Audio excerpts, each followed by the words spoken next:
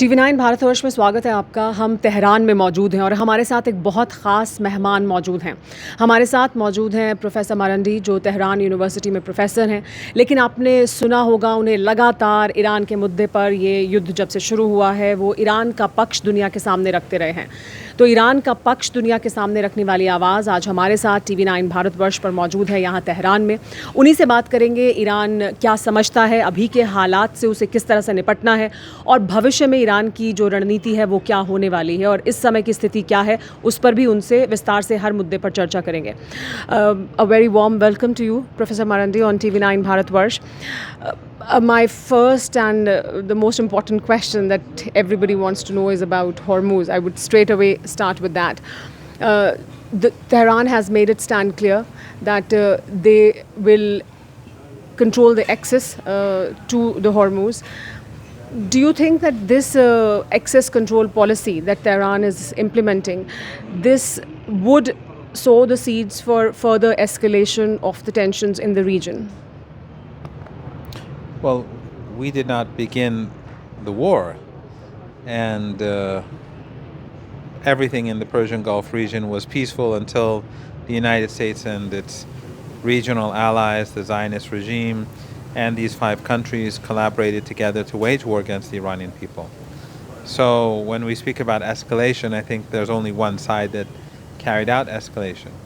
It is as a result of this aggression that we decided that the status of the Strait of Hormuz must change, because in future we will no longer allow the region, the Persian Gulf region, to be used as a platform to invade Iran, to attack Iran, to kill little girls in elementary schools, and to massacre people here in Tehran. In future we won't allow that to happen. And these 5 regimes in the Persian Gulf have to pay reparations. They killed so many people in our country by helping the United States. So we will, from now on, control the Strait of Hormuz. Of course, we want it to be open. It was open for business as usual until the Americans and Netanyahu waged this war. And right now it is not closed. It is open to countries that are friendly to Iran. A number of ships from India also pass through. But the 5 countries, Kuwait, Bahrain, Qatar, Saudi Arabia, and the Emirates, which participated in this war, which allowed the Americans to use their land, their sea, and their airspace to attack us, they are partners in these crimes. So their ships obviously will have restrictions. We had a ceasefire. In accordance with the ceasefire, these 5 countries, their ships were allowed to leave, and then Netanyahu broke the ceasefire by carpet bombing cities in Lebanon and slaughtering women and children because he wanted the ceasefire to collapse. And so Iran refrained from implementing its side of the bargain. Then when Netanyahu was forced to accept the ceasefire, even though now he's violating it again, Trump said he's going to impose a siege on Iranian ports. Well, that's an act of war. So as long as Netanyahu and Trump are not abiding by their side of the agreement, we cannot commit ourselves to the agreement either. So in effect, Netanyahu and Trump have for over 2 months now, they've been creating a global economic crisis. And it's all for the sake of the Israeli regime. If and when America and Iran do come to a deal, or the ceasefire continues and the terms of the ceasefire are implemented from the American side also, as Iran demands, would we see Strait of Hormuz going back to what it was, or has this permanently changed? Well, hopefully the Strait of Hormuz will go back to what it was, as in that cargo ships and tankers will pass through the Strait of Hormuz with countries benefiting across the world. In that sense, yes, that's what we want. But if it means that U.S. naval ships can pass through and do whatever they want, no, that's not going to happen anymore. But also, does that mean that the 5 regimes in the Persian Gulf, that they will not have to pay reparations? No, they will have to pay reparations. So the ships that leave from their ports or they go to their ports, they're going to have to pay a fee. And this is what they brought upon themselves. We did not start this war. We had no interest in war. They helped Without these 5 countries, this war wouldn't have happened.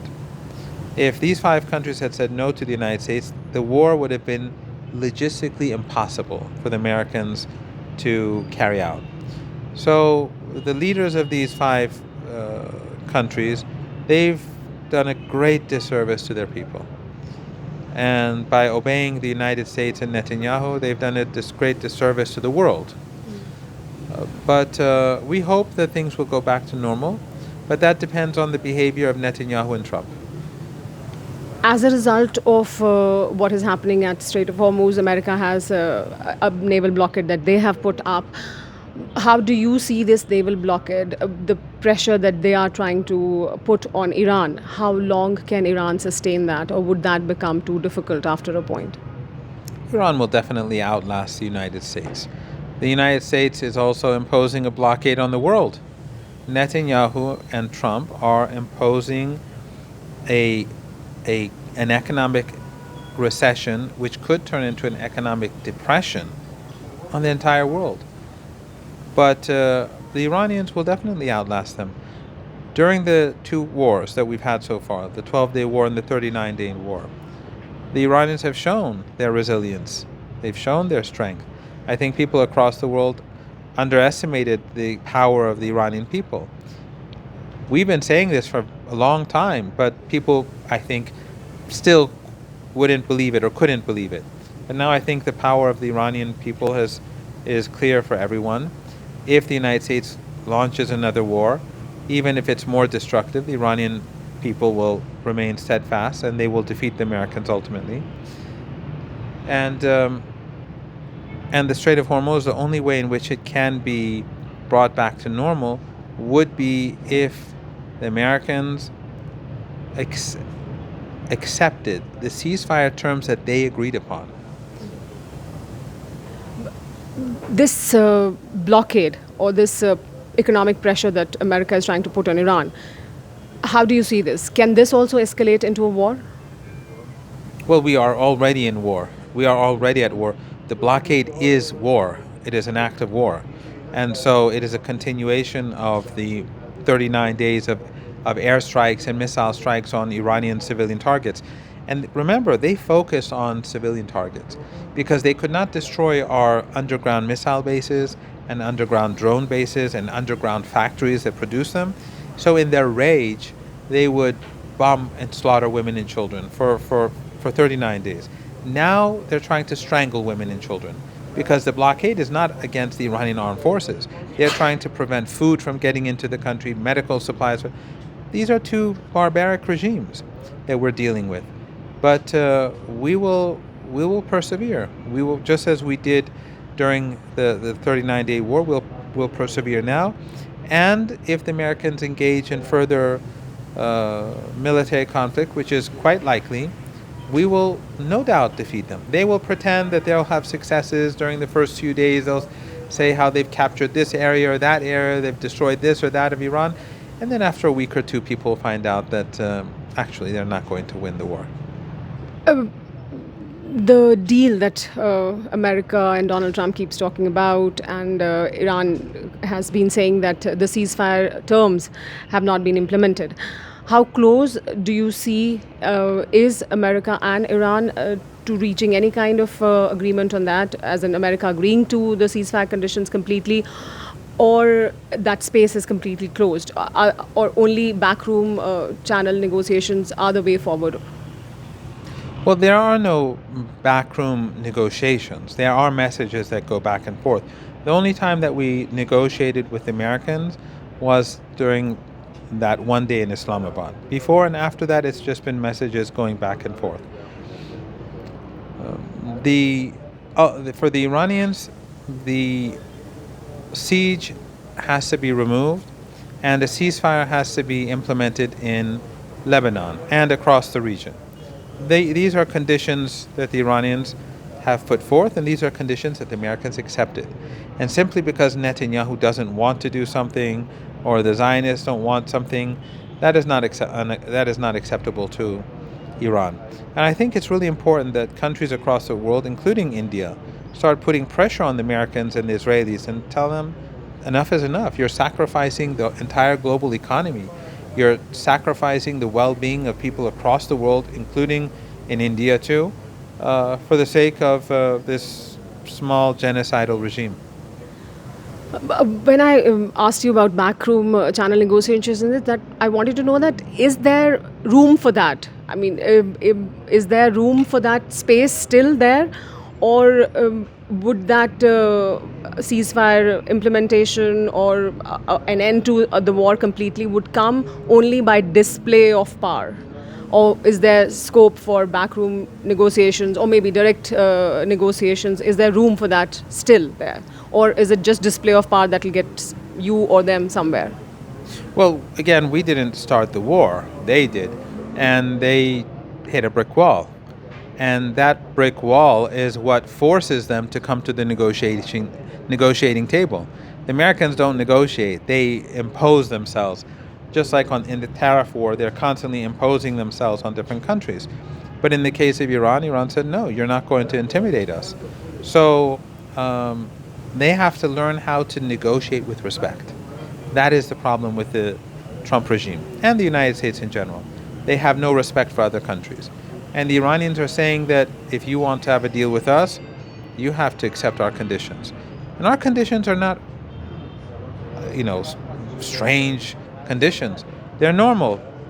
Ceasefire, guarantees that this will not happen again, respect for our sovereignty, compensation. They've slaughtered many people in Iran. They've destroyed pharmaceutical factories. They've destroyed people's homes. They have to pay.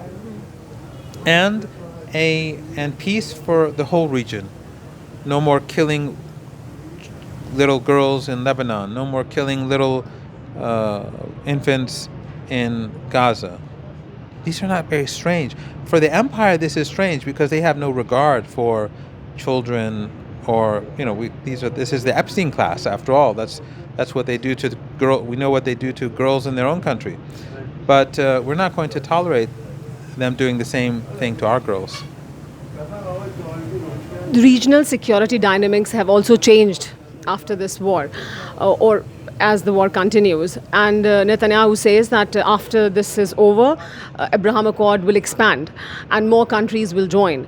Do you see the Arab countries would continue to support Iran even after everything that has happened or is likely to happen? What Netanyahu has done is that he's turned the entire world against the Israeli regime after 2.5 years of genocide. All people who have a sense of humanity and look at what they do to the little infants in Gaza and to the children in Lebanon and to innocent civilians in Iran, their views of the Israeli regime have changed completely. And this is his own doing. And by imposing this economic catastrophe upon the world that is growing by the day, it's going to get much worse in the weeks ahead if this continues. The world is going to blame Zionism, Netanyahu, and Trump for their misery. I don't think that the future is going to look bright at all for the Israeli regime. What would be the stance of the Arab countries? Public opinion in the Arab countries is with us. We've seen that. Even when Iran was striking at U.S. assets and targets and installations, and some of the installations that belong to the regimes in the Persian Gulf, the Arab regimes in the Persian Gulf, we saw people across the Arab world cheering for Iran. Why? Because these regimes are all compromised and because they are complicit in empire. We do not want problems with these countries. We did not start this war. In 1980, when Saddam Hussein invaded our country, these countries helped him invade. We forgave them. This time around, they helped the United States invade our country. If they change their policy and behave like normal countries and show respect and refrain from helping others kill our children, we can have normal relations. But I think that they are undermining their own legitimacy in the eyes of the Arab people by basically being proxies of the United States. Iran has been speaking of the global south. Do you think that Hormuz crisis would accelerate the emergence of the multipolar world and the influence of the dollar would decrease, and this crisis would accelerate that process. Do you think that would happen? Definitely. Even though we're not near the end of this crisis at all, and we may have another round of war, of aggression carried out by Netanyahu and Trump, but this is a historical turning point.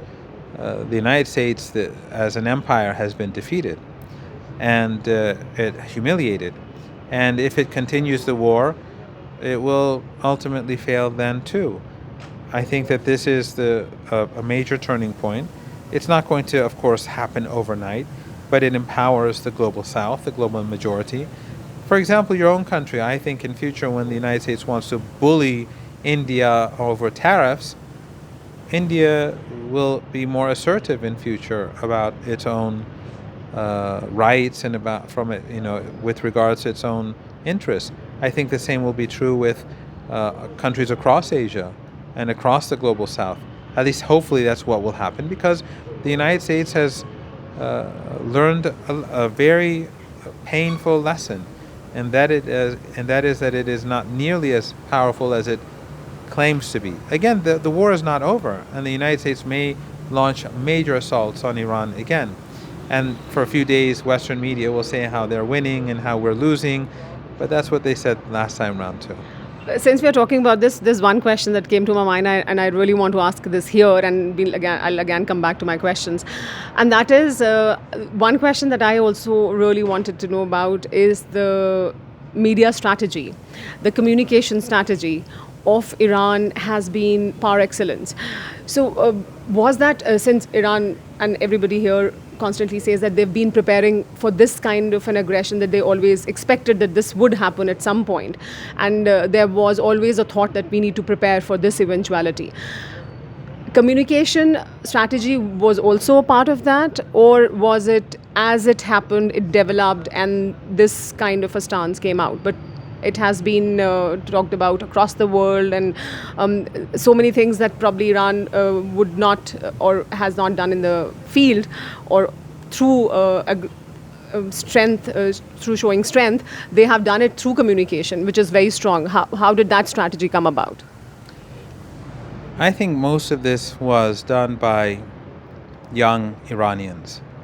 And these young men and women, largely at their own initiative and with their own creativity and their courage and steadfastness, they've brought about this sea change in the media campaign of the Iranian people.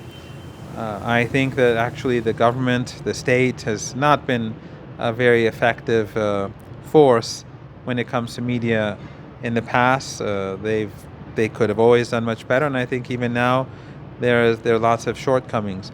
But I think what has compensated for the shortcomings is the public themselves, the way in which they volunteer, just as they volunteer to go on the streets, and just as they have been steadfast over the past couple of months, they've also taken the lead when it comes to media, and that's, I think, basically what has created so much awareness across the world about the reality, and that has broken through the wall of the Western media empire.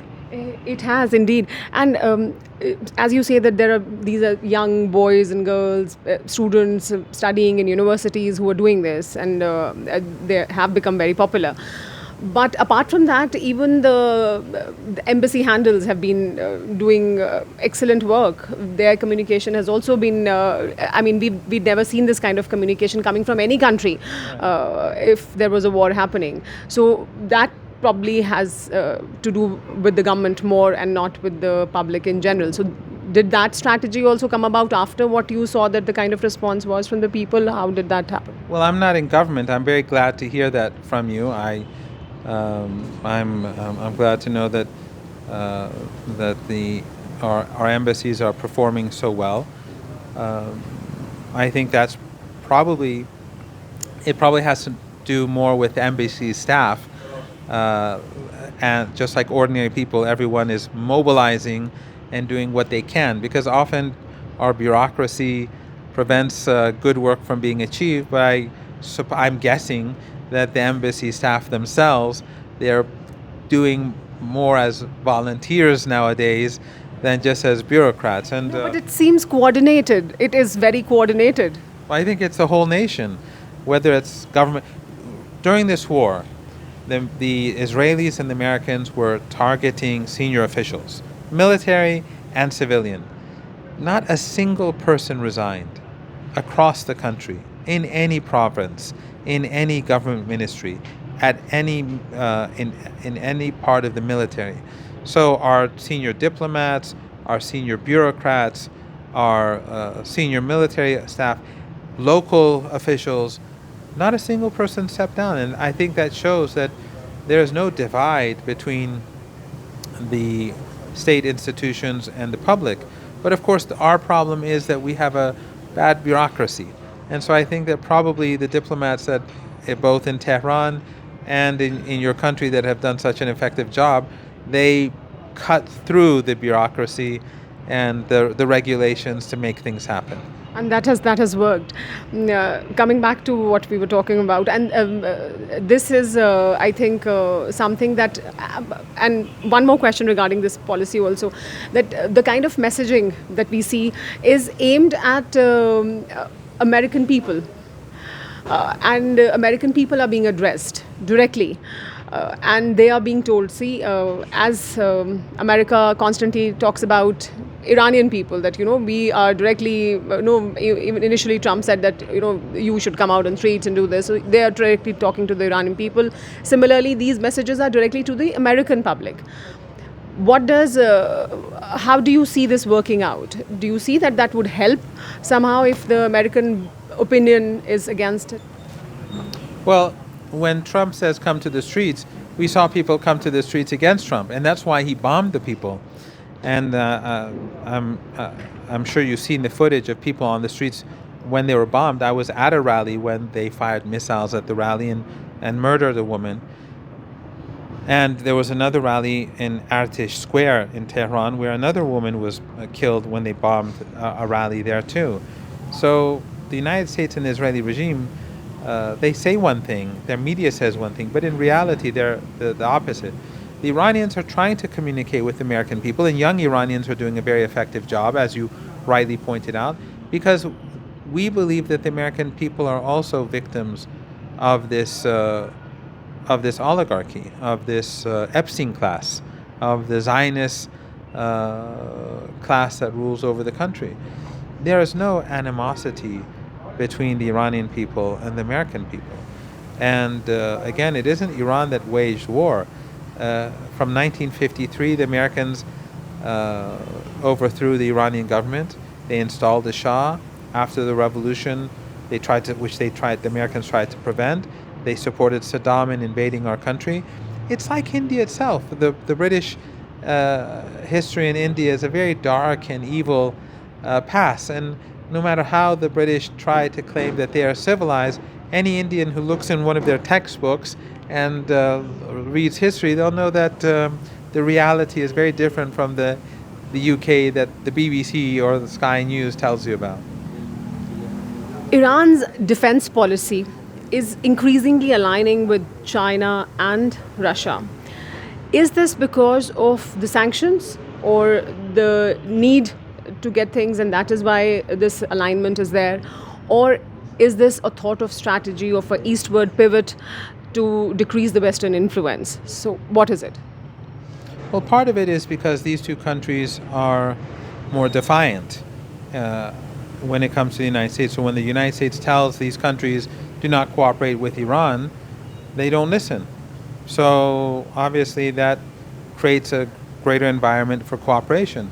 Many countries that Iran wants to work with, they feel intimidated by the United States, and they fail to carry out their promises. We've seen that in many instances, and I don't want to go into details. But if other countries become more defiant and they pursue their own interests, a lot can be done. For example, in the case of India, you have the North-South Transport Corridor. which is enormous in its potential. And it would link India with Russia, with Central Asia, with the Caucasus, with Eastern Europe, and that would make create a sea change in Iranian-Indian relations. Whereas the Israeli regime has created this global economic crisis, which is they've sacrificed the Indian people, basically, who are suffering as a result, for their own selfish interests. So I think that Asian countries, they have an interest in improving relations, in integration with one another, and the West and the Israeli regime, their interest is in keeping all of the countries in Asia divided in order to preserve their own hegemony. So you saying that that's because they're defiant, and that is why that alignment or that increasing alignment is there? That's not a thought of strategy of more eastward influence and less Western influence? We have no inherent hostility towards the West. We don't hate like the country of Germany or the country of Canada. We despise the policies of the regimes in these countries that are controlled by oligarchies, that the Epstein class. But as long as they put pressure on us, we cannot have good relations with them.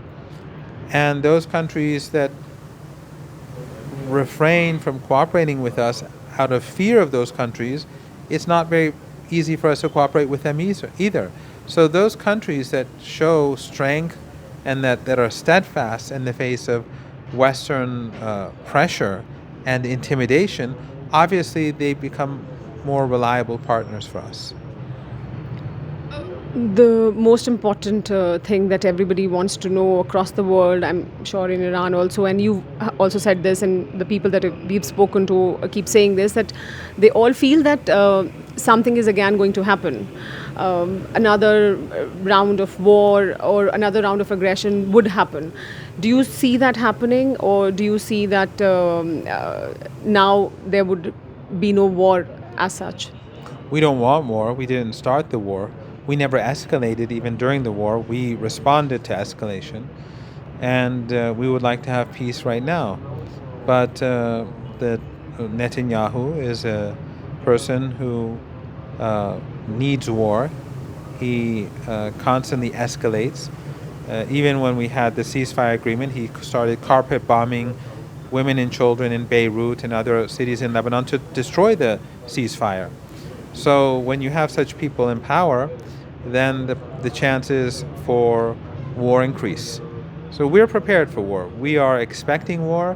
That doesn't mean that it is something that will definitely happen, but the Iranians are preparing for the worst case scenarios so that they're not caught off guard. But if the United States comes to its senses and stops listening to the Zionist lobby, that would benefit everyone, because that would bring down the price of energy across the world. That would bring down the price of fertilizer and all the goods coming from the region. And hopefully within a year or so, we can have some normality. But the decision for war is not made in Tehran. We are peaceful people. The decision war is made in Tel Aviv and the Zionist lobby in Washington. And if they do engage in war, we will respond by inflicting enormous pain on our enemies. Trump has been rejecting the proposals and has constantly been talking about the nuclear deal and the enriched uranium. And Iran has said that that's a red line that we will never cross, that is our right, we will decide how much we will enrich the uranium. Also, Iran has constantly been saying that we have no plans of making a bomb, and that is very clear, that is our policy. Yet, Trump insists on that. So, where do you see a breakthrough coming? Or can there be a big breakthrough? How do you see this panning out? It's difficult to say how this is going to play out. All I can say is that Iran has withstood 2 wars in the last year and has won both wars despite the pain. Against all odds, the world expected us to be defeated. We never thought we would be defeated. We knew we would win. We rely on our people more than anything else. The ingenuity of the Iranian armed forces and the policymakers have been, of course, extraordinary. The underground missile bases, the underground drone bases, the underground factories, and the indigenous technology under maximum pressure sanctions have all been extraordinary. And if the Americans engage in furthermore, obviously they're going to see more surprises and face more surprises.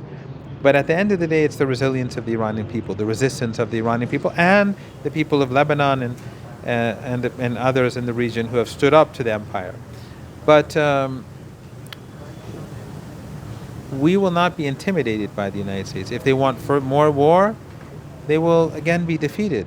The only way forward for the United States is to change course. And we are prepared to have peace and stability in the region. But so far it's the other side that has refrained from making the right decisions.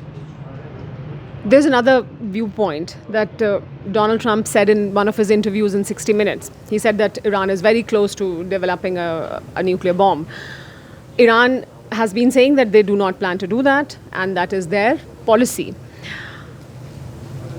Does it help Iran in projecting itself as a threshold nuclear state? Does that help Iran gain more leverage while negotiating?